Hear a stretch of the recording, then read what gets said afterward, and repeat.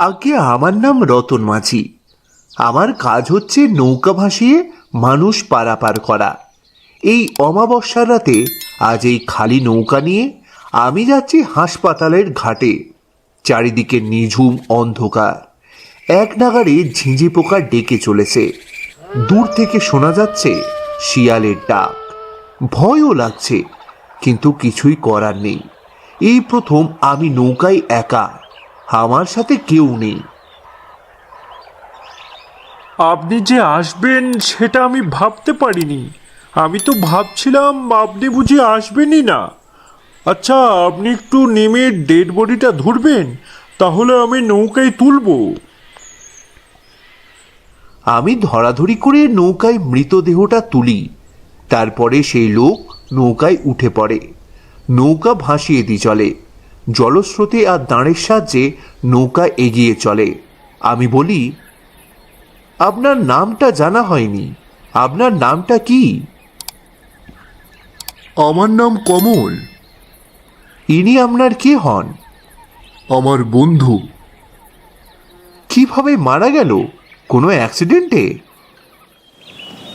আমার এই প্রশ্নের কোনো উত্তর দিল না কমল, শুধু বলতে লাগলো, একটু তাড়াতাড়ি চলুন।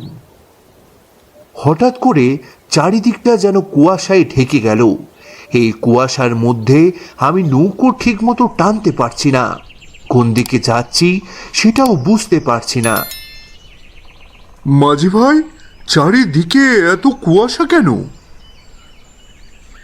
জানি না কেন এত কুয়াশা কোথা থেকেই বা এলো। আপনি ছইয়ের ভেতরেই বসুন, আমি ঠিকই আপনাকে পৌঁছে দেব। হঠাৎ করে নদীর পাড়ে একটা আলো দেখে আর একটা মহিলার কণ্ঠ শুনে বুঝতে পারলাম নদীর ওই পাড়ে কেউ একজন দাঁড়িয়ে আছে। মাঝি ভাই, ও মাঝি ভাই, একটু নৌকাটা এদিকে নিয়ে আসুন, আমাদের একটু নদীটা পার করে দিন। বড্ড বিপদে পড়েছি মাঝি ভাই। আমি এক্ষুনি নিয়ে যাচ্ছি, আপনারা দাঁড়ান। নৌকা কাছে নিয়ে যেতেই বুঝতে পারলাম নৌকার পাড়ে দাঁড়িয়ে আছে দুজন মহিলা। গায়ে ভারী গয়না। এত গয়না পরে এত রাতের বেলায় দুজন মহিলাকে দেখে আমি কতটা ভয় পেয়ে গেলাম। আপনারা দুজন মহিলা আমার নৌকায়, কিন্তু দুজন পুরুষ মানুষ আর একটা মৃতদেহ আছে। এবার আপনাদের যদি কোনো অসুবিধা না থাকে তাহলে খুব ভালো হয়। আমাদের কোনো অসুবিধা নেই মাঝি ভাই, আমাদের একটু সাহায্য করুন। নৌকাটা পাড়ে নিয়ে গেলাম আস্তে আস্তে। মহিলা দুটো নৌকার উপরে উঠে পড়ল। মেয়েগুলোকে দেখে আমি বুঝতে পারলাম মেয়েগুলোর বয়স খুব একটা বেশি না, আমার মেয়ের বয়সী। তোমরা ছয়ের ভেতরে গিয়ে বসো। আচ্ছা মা, তোমরা একা দুজন এখানে দাঁড়িয়ে আছো, ব্যাপার কি? তোমাদের বাড়ির লোক তোমাদের একা ছেড়ে দিল? আসলে আমরা একটা বিয়ে বাড়িতে এসেছিলাম, কিন্তু আমাদের রেখে বরযাত্রীর নৌকো চলে গেছে। আমরা দুই বোন একাকী হয়ে বাড়ি ফিরবো, কিছুই বুঝতে পারছি না। এমন সময় লক্ষ্য করি নৌকায় ছয়ের ভেতরের বসে থাকা কমল চিৎকার করে ওঠে, মাঝি ভাই, নৌকাটা এক্ষুনি পাড়ে নিয়ে যান। আমি এক্ষুনি নেমে পড়ব। আমি আর এই নৌকায় থাকবো না। এক্ষুনি নিয়ে যান। কেন ভাই, কি হলো? এক্ষুনি আমাকে পাড়ে নামিয়ে দিন। পাড়ে নামিয়ে দিন আমাকে। কিছু দেখে মনে হয় ওই কমল ভাই ভয় পেয়েছিল, তাই আমি সঙ্গে সঙ্গে ভাবলাম নৌকাটা পাড়ে নিয়ে যায়। হঠাৎ করে নৌকার ভেতর থেকে একটা গোগানি শব্দ শুনতে পাই। কি হলো? নৌকার ভেতরে সব ঠিক আছে তো? এমন সময় হঠাৎ করে নৌকার ভেতর থেকে একটা অদ্ভুত মহিলা কণ্ঠ ভেসে আসে, যেন মনে হচ্ছে ফাটা বাঁশের ভেতর থেকে কেউ কথা বলছে। তুই যেইভাবেই নৌকা চালাচ্ছিস সেইভাবেই নৌকা চালা, থামবি না, একদম থামবি না। আমি তো কিছুই বুঝতে পারছি না কি হচ্ছে। এরা কেউ মানুষ নয় মাঝি ভাই। এরা পিশাচ। এরা পিশাচ। আমাকে মেরে ফেললো। আমাকে আমাকে বাঁচাও। এক বীভৎস কাণ্ড। দুই মহিলার বদরে বসে আছে দুটো প্রেতাত্মা। তাদের চোখ থেকে মুখ থেকে রক্ত গড়িয়ে পড়ছে। আমি ভয় পেয়ে যাই। এইসব কি? আমাকে ছেড়ে দাও, আমাকে ছেড়ে দাও। তুমি কিছু করনি, কিন্তু একে আমরা ছাড়বো না। এ আমাদের সাথে খুব খারাপ ব্যবহার করেছে। কয়েকদিন আগে বিয়ে বাড়ি উপলক্ষে আমরা এখানে আসি, আমাদের নৌকা আমাদের রেখে চলে যায়। আমরা সাহায্যের জন্য দাঁড়িয়ে থাকি এবং নদী পথে যাওয়া একটা নৌকো থেকে একটা মাঝি আমাদের সাহায্য করে। নৌকার ভেতরে এই শয়তান বসেছিল। আমাদের দুজনকে দেখে আমাদের গা ভর্তি স্বর্ণের অলংকার দেখে লোভ হয় তার। মাঝির সাথে পরামর্শ করে আমাদের ওপর হামলা করে, আমাদের শরীর ক্ষত বিক্ষত করে গয়না নিয়ে আমাদের গলা টিপে হত্যা করে নদীর জলে ছুঁড়ে ফেলে দেয়।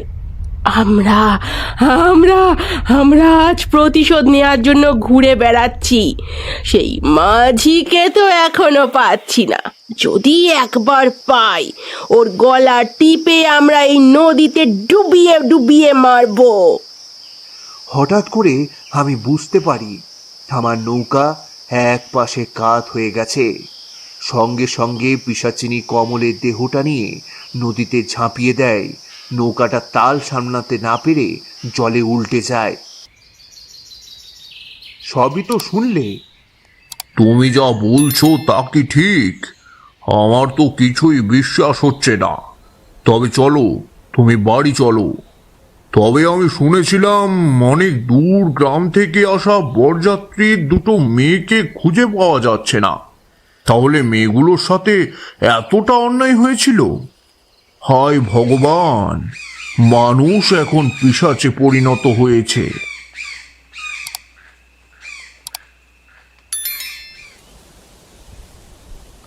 মাঝি ভাই, আগে মাঝি ভাই, কিছু দূরে একজনের মৃতদেহ ভেসে উঠেছে। ওটা মনে হয় কমল, কারণ ওর গলায় কালশিটে দাগ পড়ে আছে। তার পাশে পড়ে আছে একটা মৃতদেহ। তুমি তো দেখলে চিনতে পারবে। তুমি তুমি চলো আমাদের সাথে, শীঘ্রই চলো।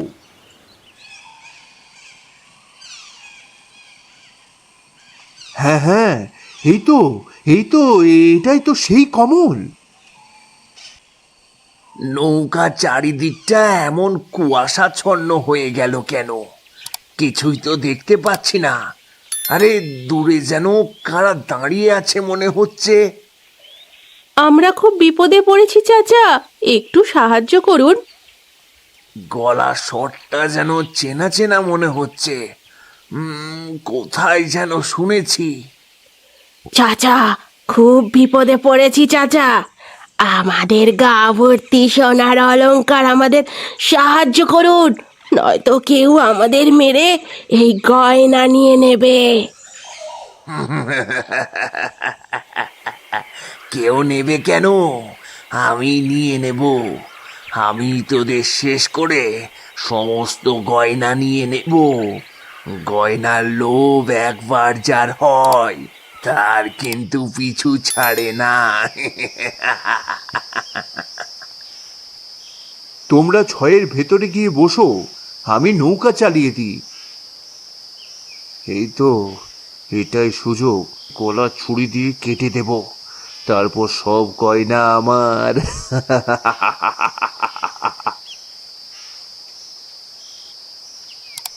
এ কি এ কি কি- কি দেখছি? তো শয়তান, খুব লোভ না? একবার গয়না মেরে নিয়েছিস বলে কি ভেবেছিস আবারও গয়না নিয়ে নিবি? তা হতে দেব না।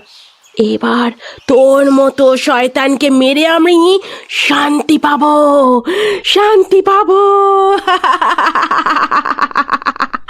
শান্তি পাবো। আমাকে ছেড়ে দাও, আমি আর এরকম ভুল কখনো করব না। আমাকে ছেড়ে দাও। আমি আসলে সেদিন রাতে লোভে পড়ে গিয়েছিলাম। আমাকে আমাকে দয়া করে ছেড়ে দাও। কতবার সেদিন সাহায্য চেয়েছিলাম, বলেছিলাম আপনি আমার বাবার মতো আমাকে সাহায্য করুন। করেছিলিস সাহায্য শয়তান? তোর লোভ, বড্ড লোভ তোর, তাই না? তবে এই নে। আমাকে ছেড়ে দাও, দয়া করে ছেড়ে দাও। একজনকে মেরেছি, আরেকজনকে মেরে শান্তি পাবো। তোকে ছেড়ে দিলে হবে না, ছেড়ে দিলে হবে না।